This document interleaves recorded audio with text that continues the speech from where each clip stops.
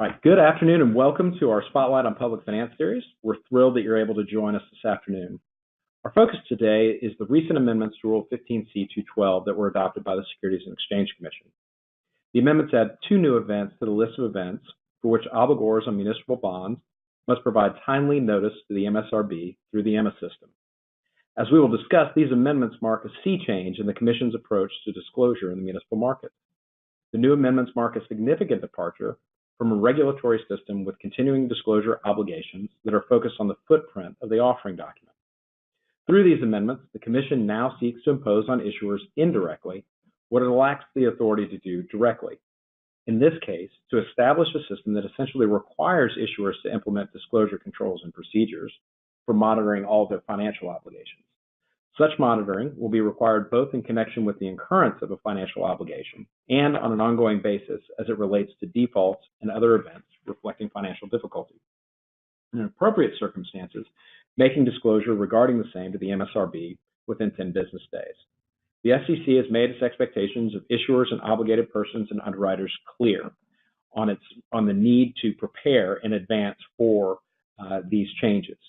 It increased the time for compliance with the changes from 90 to 180 days in order to provide sufficient time for participating underwriters and to revise their procedures to comply with the rule, and for issuers and obligated persons to become aware of the amendments and plan for their implementation. As we'll discuss, you may want to implement effective modifications to your disclosure policies and procedures to manage compliance with new CDAs in order to avoid potentially time-consuming and costly due diligence reviews prior to subsequent offerings subject to the rule and risk delayed access to the public debt markets. We really hope this seminar will be useful to you as you prepare for the implementation of the new amendment. I'm pleased to introduce an excellent panel for our seminar today. Joining me are Paul Maco and Ed Fierro. Many of you have had a chance to work with Paul Maco over the years. Paul works primarily out of our Washington, D.C. office. A former senior official with the United States Securities and Exchange Commission, Paul served as the first head of the SEC's Office of Municipal Securities, as well as in the Office of the General Counsel and the Division of Enforcement.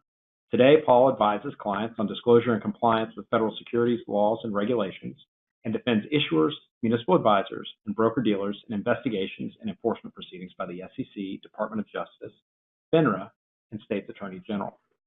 Also joining us today is Ed Fierro. Ed is a resident in our Houston office.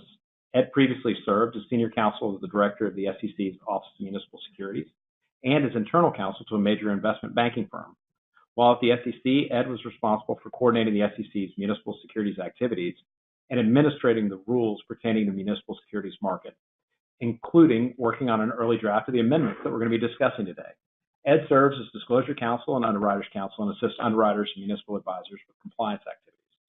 My name is Jonathan Frells. I'm a partner in the Houston office of Bracewell, and I work with issuers and underwriters in connection with the issuance of municipal securities. Our objectives today are as follows. First, we want to provide an overview of the new amendments to Rule 15c2-12. Second, we want to discuss how issuers or obligated persons should prepare for the implementation of the new rules, and I'll offer a little spoiler. Issuers are going to be spending a lot more time with their auditors and lawyers. Third, we'll discuss how underwriters and broker-dealers should prepare for the implementation of the amendments. And finally, we'll discuss how municipal advisors should prepare. Before we dive into the amendments to the rule, it may be helpful to briefly discuss how we got here. Paul, can you give us a little background of how we arrived at these amendments? Certainly. Thank you, Jonathan. The SEC has limited authority under the securities laws to regulate municipal issuers and obligated persons. It can only directly address issuers as persons subject to the anti-fraud provisions. It does not have the authority to require line item disclosure or other particular actions by issuers the way it does with corporate registrants. It does, however, regulate underwriters and broker-dealers. And the SEC has used that authority to regulate underwriters and broker-dealers to get issuers to produce disclosure for the market that the Commission believes is appropriate for investors. The Commission began this process in 1988 when it proposed the first elements of Rule 15c2-12. After discussion and response by a great number of participants in the municipal bond market, the SEC adopted the rule in 1989. The rule at that time addressed the need for producing preliminary and final official statements to investors.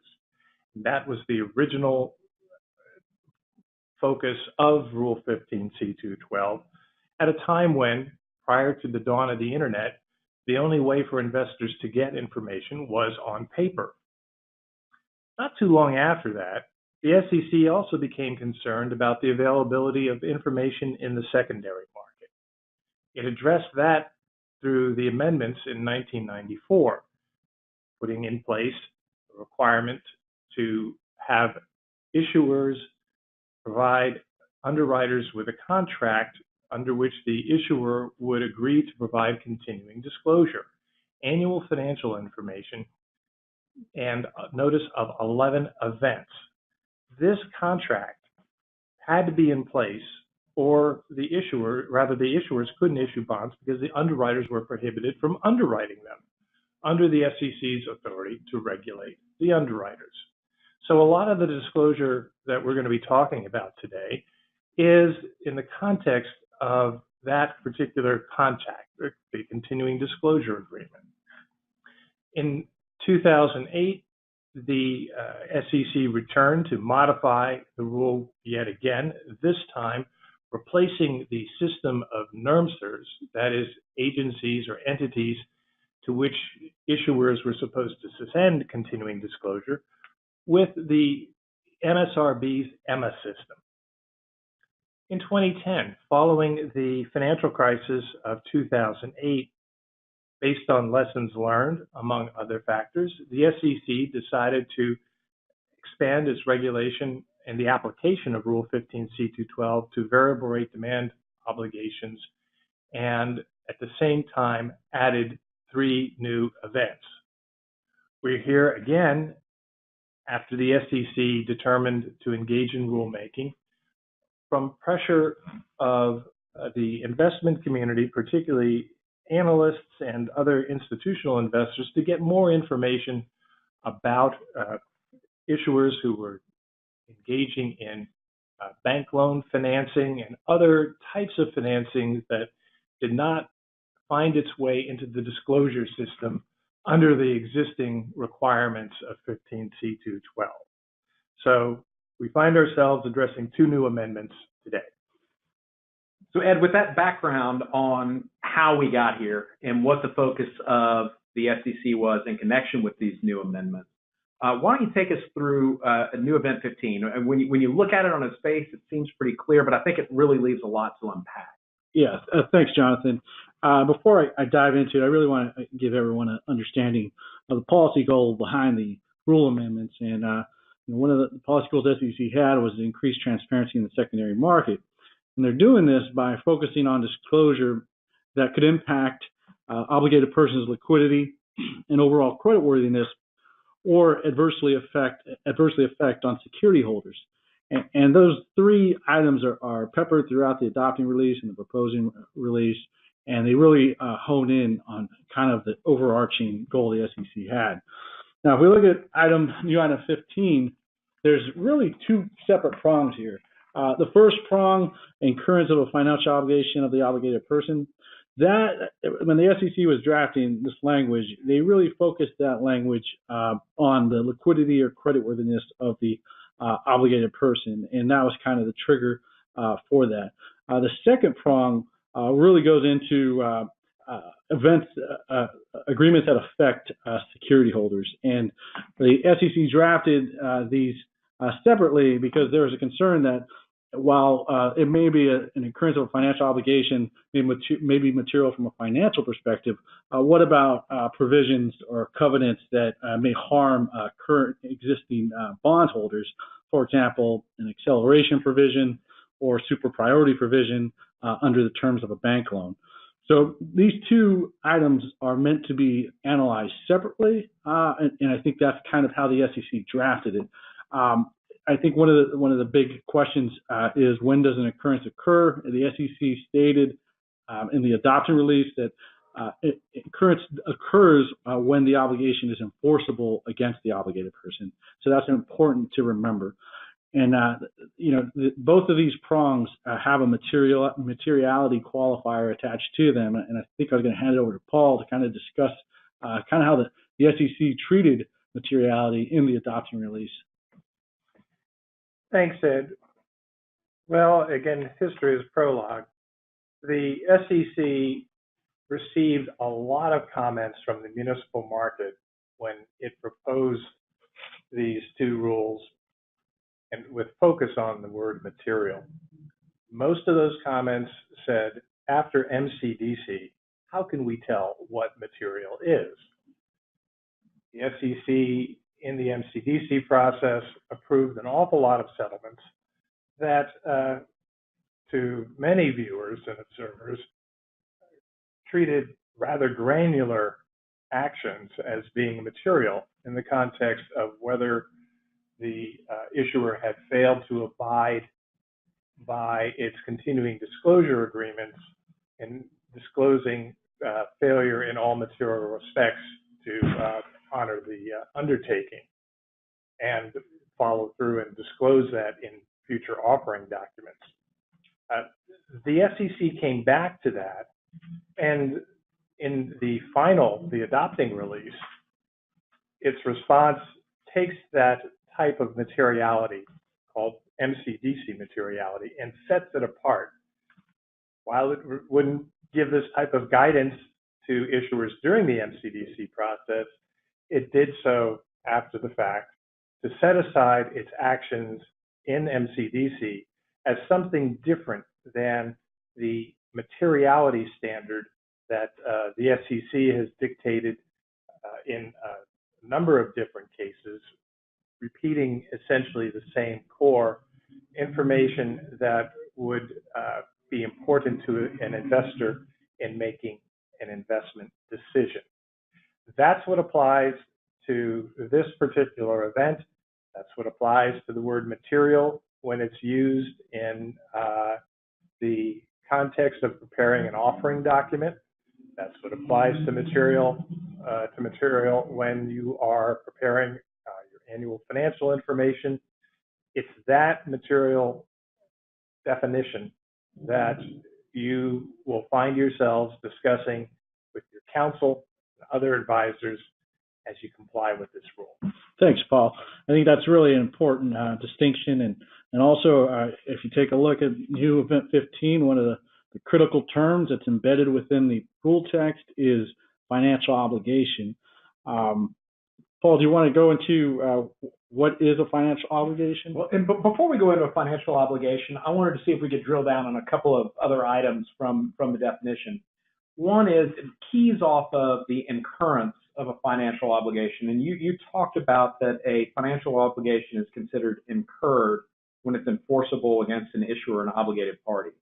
So I think it's important to note that this event, as we get into talking about when notice has to be provided, it's going to be within 10 business days of the incurrence that you have to give notice. And so that's just something I think that's important to remember, that you have to understand as we move into financial obligations, what are financial obligations and what incurrence is, so that you can meet that 10 business day requirement. The other thing, could you talk to us a little bit about how things like drawdown bonds that may have multiple draws are dealt with from an incurrence standpoint? Yeah, Jonathan, the SEC stated in its adoption release that with respect to drawdown bonds, the incurrence is the date the actual obligation is enforceable against the obligated person, and it's not necessarily with respect to each draw. So I think that's an important distinction. For example, if an issuer had a $200 million draw bond outstanding, it's enforceable the date of the obligation is enforceable. It's not every time there's a drawdown on that $200 million. So what you're talking about in terms of disclosure is talking about the framework of the obligation that kind of captures the entire structure of what it is that you're issuing and your full potential liability under that. Yes, and in a minute we're going to discuss what exactly should be included in an event notice. But this is a good point to note that at the incurrence of a drawdown bond or the initiation of a commercial paper program, when it becomes an obligation of the issuer or obligated person, that's the time to really set out the parameters, the key elements of the commercial paper program or the drawdown bond program. That's your disclosure. You've got it out there to the extent necessary and material, picking up onto the second element. If that is changed, amended, altered in ways that generate the need for a future filing, it's done in the context of your initial filing. Now, a key concept that we haven't drilled down on yet on 15 is the definition of financial obligation. One of the things that really struck me as we were talking about this in advance is the fact that the definition of financial obligation doesn't capture all the nuance that goes along with the definition and is included in the adopting release. Ed, will you walk us through the definition of financial obligation and what we're dealing with? Absolutely. The definition of financial obligation is in the rule text, and it is identified as being a debt obligation, a derivative instrument entered into in connection with or pledges security or source of payment for existing or planned debt obligation, or a guarantee of the debt obligation or just derivative instrument. So there's a lot there that's left open to interpretation. The SEC has provided guidance in the adopting release with respect to some of these terms. With respect to what is a debt obligation, the SEC stated that it includes short and long-term debt obligations under the terms of an indenture, loan agreement, or similar contract that will be repaid over time. An important note that this includes lease arrangements that operate as vehicles to borrow money, including lease revenue transactions and certificates of participations. It's not limited to debt obligations as it may be defined for state law purposes. It's applied more broadly than just your general obligation debt. I think it's important to really to have a great understanding of the statements said by the SEC in the adoption release. And I don't know if you'd like to go over any other lease. Well, I think this is a good point to note that and take a step back. A few moments ago, I mentioned that the SEC essentially uses 15c2-12 as a way of squeezing disclosure out of issuers. And specifically, they use the contract that underwriters are required to make sure the issuer enters into before the underwriter brings their bonds to market. That contract is the vehicle that the SEC uses to have the issuer produce the information the SEC wants. One of the difficulties that Ed just highlighted is that while the rule contains the definition of financial obligation, and while the SEC made very clear from the addition of the event notices in 1994 in a letter to the National Association of Bond Lawyers that the continuing disclosure agreements are supposed to track the precise wording of the events that are listed in the rule, the SEC has left the issuers and obligated persons, underwriters, and others who have to work with this in a bit of a conundrum here, because the terms debt obligation, derivative instrument, guarantee aren't defined in the rule. You have to look to the adopting release.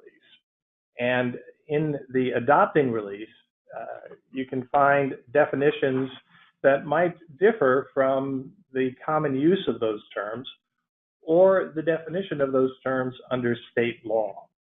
So one of the drafting considerations that's important to take place in preparing new undertakings under the amendments to 15c2-12 is to provide a means of referencing the adopting release as the source of understanding the meaning of the terms debt obligation, derivative instrument, guarantee, and other phrases used in the amendments themselves, so that the issuer is in fact producing the information that the SEC wants to generate under that contract.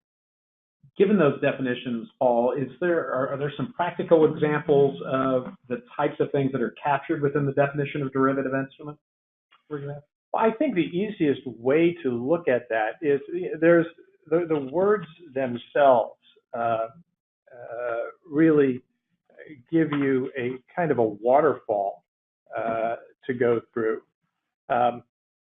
Both in the context of guarantee and derivative instruments, there's a reference to their being entered into, either in connection with or pledged as, security or source of payment for a debt obligation that's either in existence or is planned.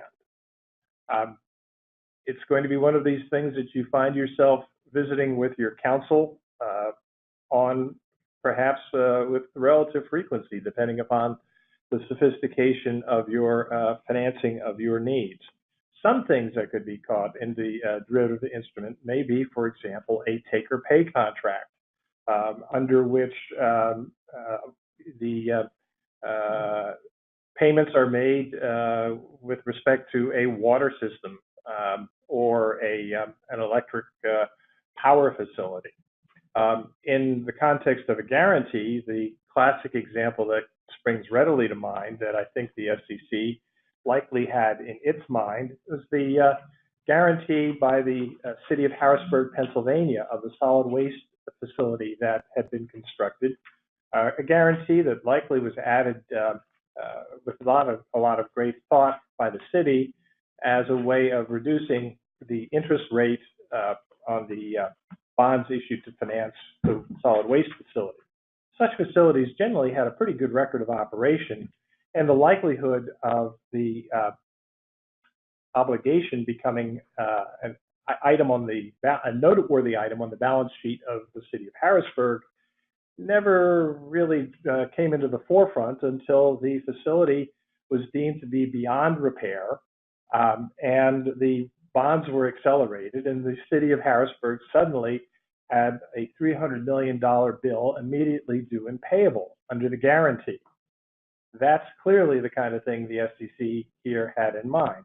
Unfortunately, its phrasing of the terms is so broad that it leaves a lot more room for guidance and conjecture, and a number of these questions will have to be answered by consultation with the SEC staff or in the form of no action letters. Great. Paul and Ed, as we look at it, there are also two exceptions from what falls within the definition of financial obligation. Can you talk us through what those exceptions are and why those exceptions are there? Yeah, absolutely, Jonathan. The first exception is with respect to municipal securities as to which an official statement has been provided to the MSRB consistent with the rule. And I think the thought here by the SEC was, well, if there's an official statement that's been posted to EMA, there's disclosure out there about the obligation, therefore a filing wouldn't be necessary that provides the material terms. So I think that was kind of the understanding. But I think one thing that's been interpreted by the SEC slightly differently than I thought as originally proposed was this term consistent with. Previously, there's an argument within the SEC whether it should be consistent with or in accordance with. And the ball ended up dropping on consistent with. And that has been interpreted by the SEC as meaning that obligation should also comply with the obligation set forth in Section B of the rule, which includes the continuing disclosure agreement, as well as the final official statements and things to that effect. It uses the text of the rule itself uses the phrase final official statement. That's a term that's specifically defined in the definition section of the rule. So in reading the event requirement, you're thrown to the definition section of the rule. That gets you the definition of final official statement. That's an official statement that complies with that definition, that includes the disclosure of, for example, any instance within the previous 5 years in which the issuer or obligated person failed to comply in all material respects with a continuing disclosure agreement. It also includes a summary or a summary of the continuing disclosure agreement itself, entered into with respect to that set of obligations, that, assuming it's after the 27th of January 2019, or February, 2019, that will contain a continuing disclosure agreement that has these two event notices in it. Yeah, and one of the important takeaways of this as well was that it requires a final official statement that's been provided to the MSRB. And in a lot of our bond purchase agreements, that requirement is on underwriters to make that filing. And so it may behoove an issuer to follow up and ensure that those filings are in fact made in order to make sure that its financial obligations fit within this particular exception, and there's not a filing that they may have missed at that point. There's also an exception for ordinary financial and operating liabilities incurred in the normal course of business. Now, moving on to new event number 16, it's a little bit more straightforward, but it also provides a long-term monitoring obligation. Ed, do you want to walk us through new event 16? Yeah. So new event 16, there's a couple things in it. The adoption release doesn't provide much guidance with respect to this item. So the little guidance that it does provide, we highlighted here in the bullet points, and that's with respect to the first term used default. The SEC made clear that both events of default as well as maybe non-payment related defaults or other types of defaults are included. With respect to modification of terms, which is used in the new event, it includes verbal or written waivers of deal provisions. So it's not just an amendment.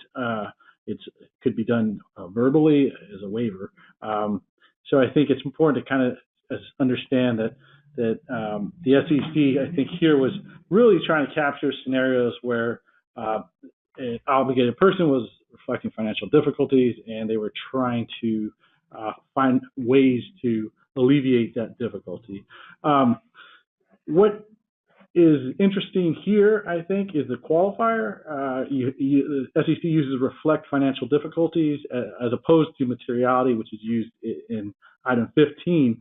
And we have to assume there's a difference here. In 94, there is a materiality qualifier that basically covered all 11 events, and out of those 11 events, 2 of them included the term reflecting financial difficulties. So we could assume that there is a difference, but like item 15, guidance from the SEC on this point on what exactly is the difference and what the standard is important to clarify. And it's also worth noting that in the comments received in the proposing release, the SEC was asked to provide that guidance. And it said, in effect, no, everybody knows what it means. It was used in the 1994 amendments. However, in the context of the 1994 event notices, if you take a look at it, it is really in the context of draws on a letter of credit for that reflecting financial difficulties, such as a letter of credit that would be in a debt service reserve fund that is being drawn upon because the issuer has a cash flow situation that otherwise can't find the money to meet the debt service reserve fund requirement, and that the bonds need to be maintained by the draw on that facility, as opposed to the draw on a letter of credit facility that would be part of a bank guaranteed bond offering that's supported by a direct pay letter of credit, where the letter of credit is constantly drawn on to make payment of debt service, principal, and interest on the payment dates, where there's no indication of financial difficulties whatsoever involved. now that we've kind of talked through the new events, it makes sense to move on to what the event notices will look like. What are our clients going to be looking at as they look at making these event notices? Well, Jonathan, I think the notice has to include information. It's not simply raising your hand and saying that we incurred some financial obligation. And I think what issuers need to be aware of is the SEC made very clear that the information in Event Notice 16 should include new Event 15 should include the description of the material terms, such as the date of incurrence, the principal amount, interest rates. I think anything that can materially affect security holders should be included there. Also, one additional thing the SEC stated is that the issuer could either provide this using a summary, a term sheet, or by posting the agreements that could be redacted, but redacted with respect to personal information and account numbers. I don't know, Paul, if you have any thoughts here on the summaries versus posting the entire agreement. Well, Ed, you just gave us a series of options that the issuer has to choose from when preparing that event notice. The SEC indicated a summary of each of the elements that have been noted in the slide. Term sheet might serve that same purpose, assuming it covers those particular points, or the entire agreement itself, redacted to exclude confidential personal information, might also be filed. One of the things that issuers and obligated persons need to think about in making that selection of how they're going to do this is potential liability under the anti-fraud provisions. Again, as we said at the outset, the one way the SEC does directly reach issuers, obligated persons, and their officials is as persons under the anti-fraud provisions. And when they make a statement, such as in a posting on EMMA relating to their financial condition or anything else that's material to the issuer or obligated person, if that statement omits to state a material fact or misstates a material fact in a misleading way, a materially misleading way, the issuer and its officials are subject to potential liability under the anti-fraud provisions. That takes us to a topic, and I want to just mention for a brief moment, that it runs throughout this entire presentation, and that's disclosure controls, policies, and procedures. One way of reducing or eliminating that potential anti-fraud liability has been the use of structured, prepared disclosure policies and procedures that fit the operations of the issuer. If properly designed and followed, the policies themselves and the actions following them will essentially reflect a prudent person managing her affairs in a prudent way. A refutation of the existence of negligent behavior. That's the easiest threshold that the SEC can cross in attaching liability to an issuer or an issuer official. And if you've done that, you've done it properly, you in fact have put in place an insurance policy to keep the SEC from coming after you for behaving negligently in posting an event to the EMMA system, or in the general context of statements that you make in your offering documents. Yeah. So now we're going to move on to the question you've probably all been waiting for, and that's, when do I have to start dealing with this? The amendments become effective with CDAs that are entered into in connection with offerings that occur on or after February 27th, 2019. Now, the SEC mentioned that it considers an offering to occur on the date the CDA is executed. As a result, if the CDA is executed after February 27th, 2019, a CDA is going to have new language that includes the amendments. Now, the SEC pointed out that, for example, if a POS is distributed before the effective date, but the CDA is not executed until after the effective date, then the POS should include a description of the undertaking that includes the amendments because it's executed after the effective date. Now, this creates some issues here in this interim period where people are really going to have to focus on when a CDA is executed. For certain governmental issuers that include the CDA in their ordinances or orders, such that they are executed and effective on the date that the ordinance or order is adopted, perhaps in connection with the sale of the bonds and the execution of the BPA. If that occurs prior to February 27th, 2019, then there's an argument that the new amendments would not have to be included. However, the situation may be different for some conduit borrowers. If the CDA for a conduit borrower is executed at closing, then in those instances, the closing date would be the relevant date for purposes of determining when the amendments are effective. Now, looking at the amendments and going into what is required of issuers, one of the questions that we're often getting is, do the amendments require amending CDAs entered into before February 27, 2019? The amendments don't require amending CDAs that were entered into before February 27, 2019. However, once an issuer or obligated person enters into a CDA that complies with these amendments, it's going to be required to provide notices under both events 15 and 16 of material amendments and default, and other similar events under financial obligations that reflect financial difficulties. And this is the case even for financial obligations that were entered into prior to that CDA. So issuers and obligated parties should be prepared to do so. And as Paul mentioned earlier, having policies and procedures in place that help you understand where your financial obligations are and when there are difficulties under those financial obligations or modifications can be very helpful in complying with these particular provisions.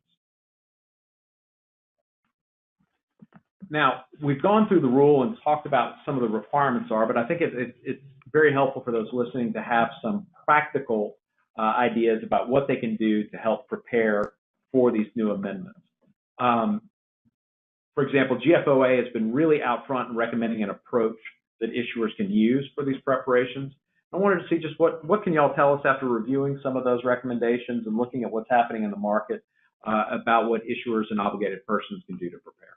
Well, let's take a moment to reflect on the audience that the SEC has for this rule. It often likes to recite the figure that there are some 50,000 issuers of municipal securities in the United States. Those issuers range from a lonely fire district on the Canadian border to the city of New York, the city of Houston, the state of California, and continue to very sophisticated operations such as airports, port facilities, healthcare facilities, and a variety of different types of organizations, each one of which may have a structure of officials and personnel that's unique unto itself. It can be very simple or it can be extremely complex with a lot of different departments that may not be in contact with each other on a frequent basis. The one unifying factor that seems to run or is likely to run through almost all organizations is the person who's the chief financial officer or responsible for all of the financial operations of the issuer. She may be one of the few people who has an understanding of all the financial obligations, both as defined in the rule and as otherwise might be considered, to which the issuer or obligation is a party. The other person who is likely to have such knowledge is the outside auditor lead partner, if there is an outside auditor. If there's an internal audit group, well then the head of that unit might be equally knowledgeable. But these are the two people, the outside lead audit partner and the issuer CFO, that are probably the best people to put at the center of the exercise of determining what the issuer already has out there in terms of existing financial obligations, so that when the issuer signs that continuing disclosure agreement, it's prepared to respond to event number 16 and even parts of 15 with respect to amendments almost immediately, which could occur after the execution of the continuing disclosure agreement. That's the best way to bring it together, and to the extent that the disclosure controls and procedures, policies and procedures are going to be created or amended to conform and to facilitate cooperation with the rules and the undertakings, those people should play a big role in the process. Yeah, I agree, Paul. I think slide 11 here really kind of hones in on that, and we kind of set a couple of ideas here that could be used when an issuer is considering identifying its existing financial obligations. We also set off some considerations regarding tracking new financial obligations, as well as the continuous review of financial obligations. So I think put together this type of approach, which I think GFOA similarly has, is a good idea, and it's something that issuers should consider. And when an issuer is looking at identifying some of its obligations, can audited financial statements be a good place to start and help provide some guidelines for that? They may be a guidepost or offer pathways for discussion of what might be there, and certainly the audit papers that the lead audit partner would be familiar with would present a much more detailed, granular reflection of various obligations that ultimately get summarized in a line item in the audited financial statement. That's useful when thinking about, for example, filling out the event notice for the various different elements that we saw on the slide earlier, such as defaults, events of defaults, material covenants, and the like. It's also useful in making sure that as you're putting together, for example, that list of existing obligations, those papers may be quite useful for that, and that's why we include that as a key person up there. One of the difficulties you do run into, however, is that the financial accounting standards, now soon to be followed in the municipal world by those who use GASB, is GASB 88, which, for example, is moving away from the concept of capital lease and operating lease. The terms under 88 don't exactly track the considerations we went through before. And so while they may be a useful reference point, they're not the end of the story. Similarly, there may be conduit borrowers who are under FASB accounting. And there too, differing standards are presented.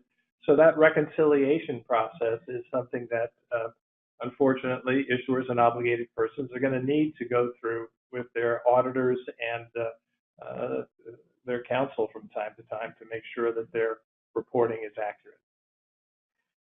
And it really can't be mentioned enough in the course of the presentation that the SEC seems to be making an effort to kind of push the adoption of disclosure policies and procedures on issuers and obligated persons. What kind of things would need to be addressed in policies and procedures in order to be effective? Well, there are a number of tasks, and we've set them out to a certain degree on the slides here. But from an overall perspective, it's helpful to go back and look at the SEC's migration of disclosure policies and procedures from the corporate world to the municipal world. They first of all entered the corporate world in the Sarbanes-Oxley Act following the debacles of WorldCom and Enron. Congress gave the SEC specific authority, and publicly registered companies are required to have disclosure policies and procedures and evaluate them annually as to their efficacy. some of the things you'll see in the typical elements include a central leader figure who's someone like the CFO, who then reaches out to all the various departments that are important and the source of material information for an issuer's official statement, for example, or things that may go into the annual report that are filed under the continuing disclosure agreements. From that structure, you then move to setting out a pattern for the review and discussion of disclosure and the ultimate release of it, whether it's in terms of an offering document or an event notice. But crafting those policies and procedures it can be a very useful way of monitoring, gathering information, and funneling it into ways that can be useful to expedite the ability to prepare and file an event notice. And we've seen that result in the suggestions that have come from the GFOA in terms of ways of gathering the types of information that you find in the templates that follow in the slides. So as we look forward beyond the internal policies and procedures and start looking at what continuing disclosure agreements are going to look like, what have we started to see take effect and take hold in the market? What do we think that those continuing disclosure obligations are going to look like, both as required by the rules and then in any additions that people may have in order to bring in some of the guidance that they're getting from the adopting release? Well, a short time ago in our presentation, we discussed the fact that a lot of the terms that are used in the definition of financial obligation aren't defined in the rule. And in order to understand what the SEC means by those terms, you have to look in the adopting release. And when you do so, you find that the plain meaning of those terms is not necessarily the same meaning that the SEC ascribes to them in the adopting release.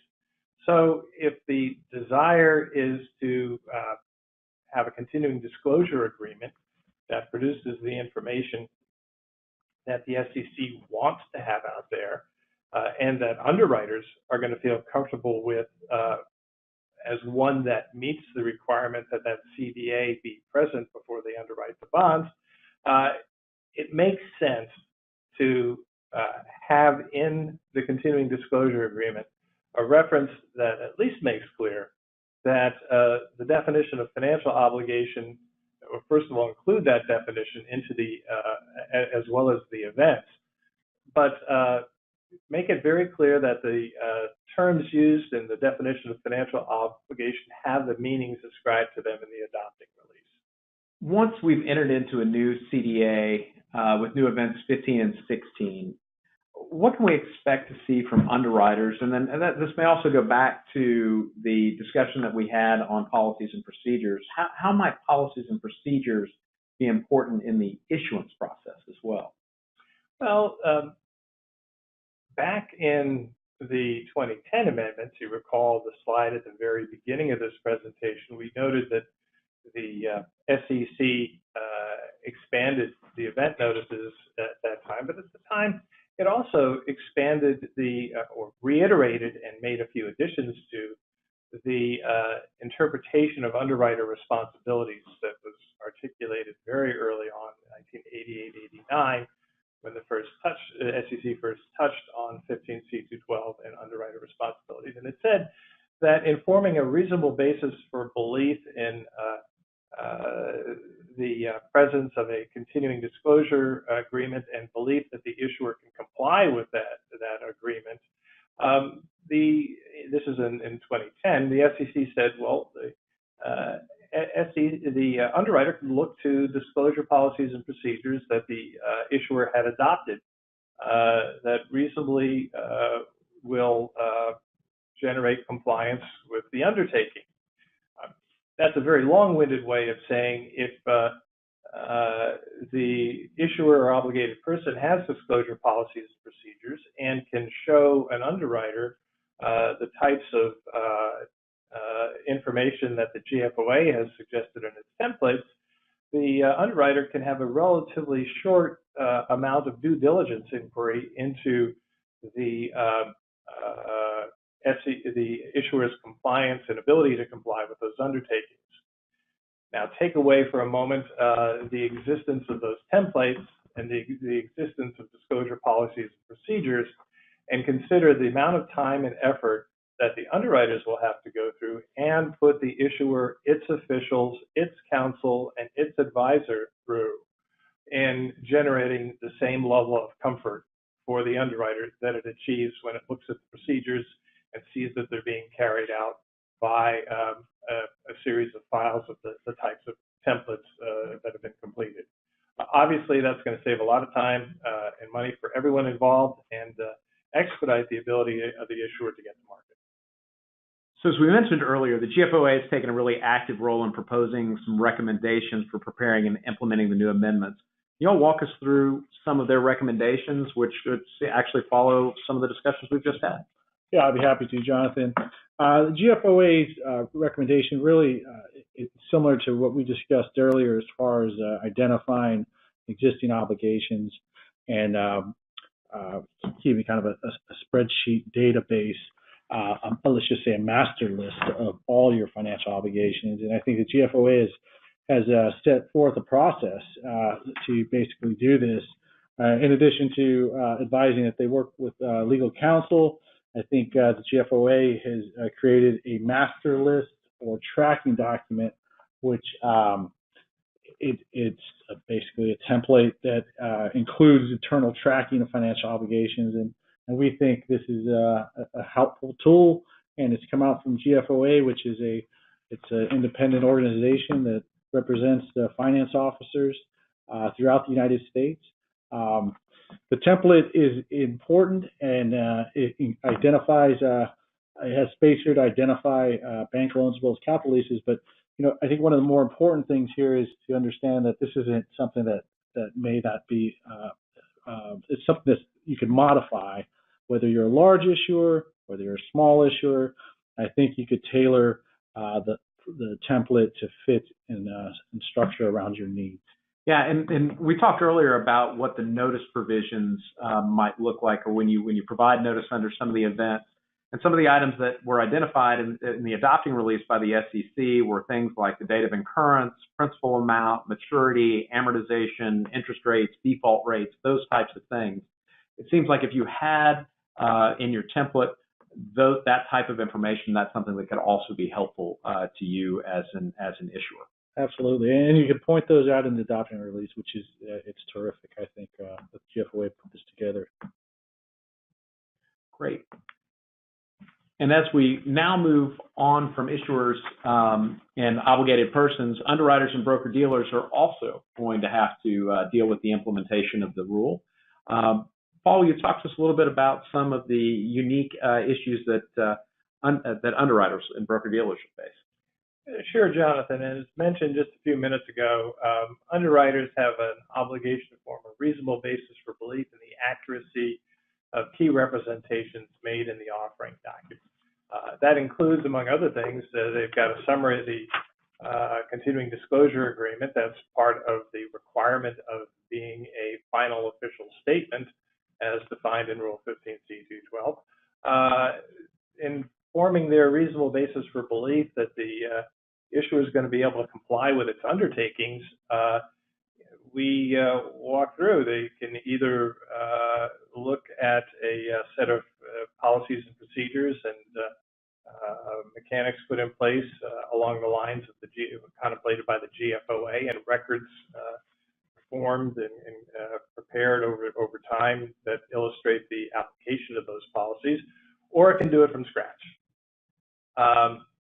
The underwriters in particular are under a unique type of pressure, and that is that many recall that 94% of the market share, that's just about all the underwriters that are out there in business, entered into cease and desist orders under the MCDC program. Not only do they have to write extremely large checks as penalties for settling in that procedure, but they have an agreement with the SEC. Well, they have an order outstanding from the SEC that they're not to violate the anti-fraud provisions in connection with future underwritings of municipal bond issues. And the SEC has indicated most recently in its treatment of the city of Miami that they do not treat violators of cease and desist orders in the disclosure area lightly. Underwriters basically don't want to have that experience again. So it's understandable that they're going to be thorough and diligent in reviewing the information that's offered by the issuer, and they will likely be amending their existing policies and procedures and others' efforts in order to make sure that they comply with their procedures and policies and avoid violating that cease and desist order. And in addition to broker-dealers and underwriters, we also have a group of municipal advisors that are going to have to address the new amendments. Ed, can you take us through some of the considerations that they have? Yeah, absolutely. I think that, the municipal advisors, you really need to take a look at the scope of the engagement and see whether or not continued disclosure agreements or preparation of an official statement, whether that's covered within the scope of engagement. If it is, there are things the municipal advisor could do or should do with respect to preparing, and that's really just becoming familiarized with the rule to the extent required, as well as the adopting release. I think that's a large part of the scope of that familiarization is going to be really connected to the scope of the engagement. Also, with respect to policies and procedures, if municipal advisors have those in place regarding either continued disclosure or primary offering disclosure, those may need to be amended. One thing to keep in mind, and particularly for municipal advisors, is to the extent that they involve through their involvement through their engagement with either preparation of preliminary and final official statements or preparation and filing of event notices with an issuer, they're of course participating in disclosure and have exposure under the anti-fraud provisions. While the SEC and its enforcement actions against municipal advisors has largely focused on breach of fiduciary duty concerns or lack of registration matters, the activity that preceded the term municipal advisors, financial advisors, that group of people was the subject of a number of enforcement actions in the early days of the SEC's enforcement activity in the municipal market. Specifically, one of the first cases brought against financial advisors involved Lifer Capital, and it came in the context of the Orange County bankruptcy and offerings for Orange County and a number of the communities that issued debt in order to invest in the Orange County pool. While the financial advisor in that instance was not always preparing the document, it was assisting in the drafting of the document, and it was aware of information that was material that was not being included in the offering documents, and that was the basis for the SEC's investigation and threatened enforcement action that was dealt with in a settled proceeding with Lifer Capital, and there's summaries of that available on the SEC's website and the Office of Municipal Securities. But that's an example of just being aware of an omitted material fact and the activity of essentially just acting as a scrivener in the preparation of an offering document, where a financial advisor was found in the order issued by the SEC to have violated the anti-fraud provisions. Well, as we wrap up today, we'll leave you with a few key takeaways. First, we're operating in a changed environment. The SEC's departed substantially from disclosure that's focused on the footprint of the offering document. And these new rules are going to require more preparation and interaction within your organization in order to timely identify items that will require disclosure. And disclosure will extend beyond primary offerings. Disclosure policies and procedures are likely going to take on more significance, both for issuers and for underwriters in meeting their diligence responsibilities. Second, you can expect a new set of questions to arise during the course of transactions, as well as new certifications and diligence questions. And advanced preparation will really be a key in connection with an issuer's compliance efforts. Third, you can really expect some added costs in connection with compliance. Fourth, it's going to be really important to work collaboratively, both internally and with your bond counsel or disclosure counsel, financial advisors, before, during and after a transaction in order to meet your obligations under these amendments. We really are moving into a brave new world of disclosure at this point. With that, we'd like to thank all of you for joining us today, and Paul and Ed, thank you very much for your time on this as well. Again, talking with your advisors is going to be an important part of compliance with the new rules, and we encourage you to reach out to your counsel in connection with any questions that may arise in connection with this. Again, thank you for your time, and we appreciate it. Thank you all. Thank you all.